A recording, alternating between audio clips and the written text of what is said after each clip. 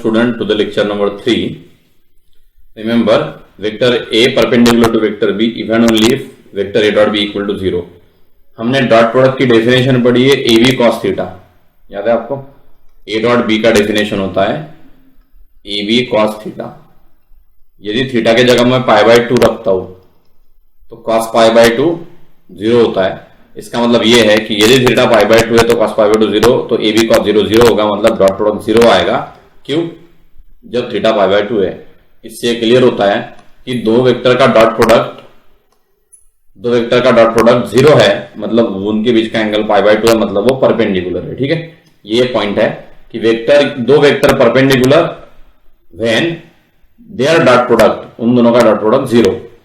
Position vector r of a particle is always directed away from the origin. क्या लिखा आपने यहां? Always directed away from the origin.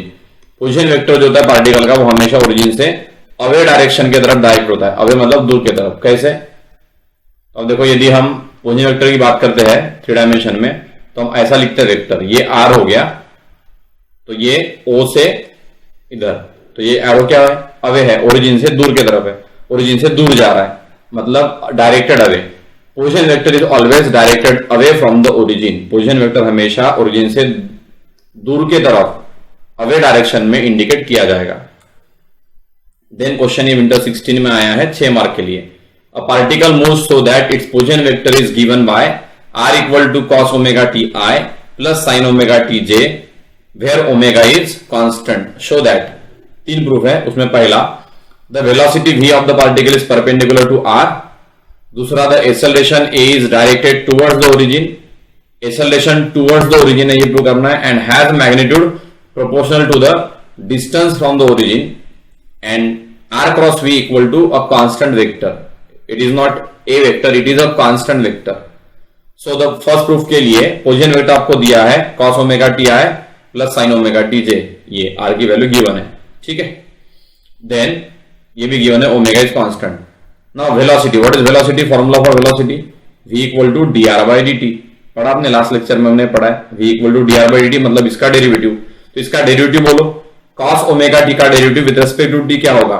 सबसे पहले minus sign omega t, cos का derivative minus sign omega t into chain rule लगाकर omega आएगा जो हमने यहां लिखा है, minus sign omega t into omega, मतलब ये, प्लस वैसे ही साइन ओमेगा टी का derivative cos omega t into omega जो ये है, ये ओमेगा जो आता है चैन रूल लगाकर। ठीक है, तीसरा कंपोनेंट तो है नहीं, और 0 का डेरिवेटिव वैसे 0, मतलब यहां आप 0 के मान भी लो तो डेरिवेटिव 0 आएगा। ये हो गया v, velocity.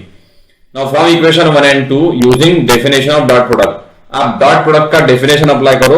r dot v पता करना है। क्यों r डॉट v पता करना है? पहला प्रूफ क्या देखो, v is perpendicular to r, मतलब dot product 0। So r dot v क्या होगा? r डॉट v i और यहां का i कंपोनेंट उनका प्रोडक्ट, मतलब cos ओमेगा t r का i कंपोनेंट और minus omega sine omega t, ये है v का i कंपोनेंट। ये समझ में आ रहा है? यदि आपको ये नहीं समझा है तो आप लेक्चर 1 का डॉट प्रोडक्ट पढ़िए। मैंने पहले कहा है कि बेसिक्स आपको आना चाहिए, बेसिक्स आएगा तो देखो हमने लेक्चर 1 में ये पढ़ा है dot product. Here this is the dot product. इसलिए मैं दोबारा कहता हूं कि लेक्चर 1 अच्छे से पढ़िए, दोबारा रिवाइज कीजिए। This is the dot product जो हम अप्लाई कर रहे हैं यहां पर अभी। ये i से i का, j से j कंपोनेंट का प्रोडक्ट। तो cos omega t into minus omega sine omega t, then sine omega t into omega cos omega t. ये हो गया minus omega sine omega t into cos omega t, और ये plus omega sine omega t into cos omega t. ये दोनों same है और sign अलग है, मतलब 0। सो r डॉट भी 0 आया। इसका मतलब क्या हो गया? Vector r and v are perpendicular to each other. इसी को हम बोल सकते हैं कि velocity v of the particle is perpendicular to r। ये था पहला प्रूफ, सिंपल है। नेक्स्ट वन, एक्सेलरेशन पता करना है।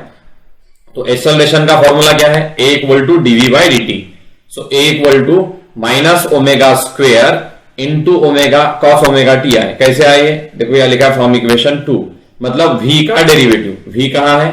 ये है v, इसका डेरिवेटिव बोलो dv बाई dt, मतलब इसका डेरिवेटिव जो है एक्सेलरेशन की वैल्यू। तो क्या आएगा डेरिवेटिव इसका? साइन ओमेगा टी का डेरिवेटिव होगा, क्योंकि माइनस ओमेगा कांस्टेंट है। What is the derivative of sine omega T? cos omega t into omega, इसलिए देखो यहां ओमेगा स्क्वायर होगा, माइनस साइन फिक्स जो है साइन ओमेगा टी का derivative cos omega t into omega, वो इंटू ओमेगा और ये ऑलरेडी एक ओमेगा है, पकड़कर हो गया omega square.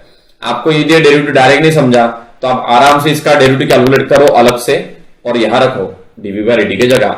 And here what is derivative of cos omega t, cos का डेरिवेटिव माइनस साइन, मतलब ये हो जाएगा minus omega into minus sign omega t और फिर से चैन लगाकर ओमेगा, मतलब minus omega square sine omega t j. ये है बेटा इसका डेरिवेटिव। समझ में नहीं आता है आपको, यदि डाउट है तो आप आराम से डेरिवेटिव कैलकुलेट करो। ओमेगा कांस्टेंट है, साइन ओमेगा टी और कॉस ओमेगा टी का बराबर डेरिवेटिव लो तो आपको मिलेगा ये। यहां से देखो दोनों जगह से माइनस ओमेगा स्क्वायर कॉमन आया तो क्या बचा, cos omega t i plus sine omega t j, और यही है आर की वैल्यू फ्रॉम इक्वेशन 1। ये देखो आर, तो ये हो गया, ये ब्रैकेट हो गया आर फ्रॉम इक्वेशन 1। ठीक है, यदि ये आर हो गया तो आपने क्या प्रूव किया, vector equal to minus omega square r. इससे क्या साबित होता है, ध्यान से समझिए। ये दिख रहा है आर और उसको लगा है minus sign, omega square constant है तो आर का डायरेक्शन क्या होता है, अवे फ्रॉम द ओरिजिन। अभी हमने पढ़ा रिमेंबर में, देखो r is always directed away from the origin, लिखा है डायरेक्टेड अवे फ्रॉम ओरिजिन। यदि आर हमेशा अवे फ्रॉम द ओरिजिन होता है तो माइनस आर क्या हो जाएगा, उसका रिवर्स होगा। तो आपने यहां क्या प्रूव किया, देखो ये माइनस आर आया, ये तो कांस्टेंट हो गया, तो आर यदि अवे फ्रॉम द ओरिजिन है तो माइनस आर क्या हो गया, टूवर्ड्स ओरिजिन हो गया। मतलब ये जो राइट साइड है, जो ए की वैल्यू है, वो एक वेक्टर है जो माइनस होने के कारण आर का अपोजिट है, मतलब टूवर्ड्स द ओरिजिन है। इसका मतलब a is directed opposite to r, क्योंकि ये माइनस साइन है। और आर का अपोजिट मतलब क्या हो गया, आर होता है अवे फ्रॉम द ओरिजिन, तो ए हो गया उसका अपोजिट मतलब, but r is directed away from the origin, तो ए हो गया उसका अपोजिट मतलब टूवर्ड्स द ओरिजिन। ठीक है, देन मैग्नीट्यूड बोला है तो इसका मैग्नीट्यूड क्या होगा। अब इसका मैग्नीट्यूड चाहे यहां से निकालो कंपोनेंट वाला फॉर्मूला लगाकर, या सीधा ये वेक्टर है तो यहां से लो, तो minus omega square r square का आर का मैग्नीट्यूड हमेशा पॉजिटिव होता है, इसलिए ये हो जाएगा ओमेगा स्क्वायर और magnitude of r. What is the meaning of magnitude, magnitude का मतलब दो तरीके होते हैं। आप वेक्टर ए का मैग्नीट्यूड लिख सकते हैं दो तरीके से, मैग्नीट्यूड लिखा जाता है ऐसे या सिंपली वेक्टर का साइन हटाकर। तो हमने देखो यहां क्या लिखा है, वेक्टर ए का मैग्नीट्यूड मतलब सिंपल ए और वेक्टर आर का मैग्नीट्यूड मतलब सिंपल आर। ठीक है, ये सिंबल है मैग्नीट्यूड लिखने का, ओमेगा स्क्वायर इंटू आर। तो आपने यहां प्रूव किया कि वेक्टर ए का magnitude omega square into r, omega constant है मतलब ए प्रोपोर्शनल टू आर हो गया। तो इससे साबित हो गया कि मैग्नीट्यूड ऑफ एक्सेलरेशन मतलब a is proportional to the distance मतलब r from the origin. R मतलब डिस्टेंस, आर क्या है, पोजीशन वेक्टर है, उसका मैग्नीट्यूड मतलब ओरिजिन से डिस्टेंस हो गया। ये था सेकंड टारगेट। थर्ड है r cross v constant vector prove करना है। तो इक्वेशन 1 एंड 2 से आपने डेफिनेशन लगाया क्रॉस प्रोडक्ट का, तो आर क्रॉस वी मिलेगा। आर क्रॉस वी का मतलब अगेन ये बेसिक्स है, लेक्चर 1 में पढ़ा है। What is the meaning of cross product, पहले रो में आई जे के, सेकंड रो में आर के कंपोनेंट मतलब cos omega T sign omega T 0। Equation 1 देखो आप, ये आर के कंपोनेंट क्या है, आई का कंपोनेंट कॉस ओमेगा टी, जे का साइन ओमेगा टी, के नहीं है मतलब 0, इसलिए देखो यहां आर के कंपोनेंट ये, और वी हमने लिखा इक्वेशन 2 से। इक्वेशन 2 से वी के component minus omega sine omega T and omega cos omega t और 0।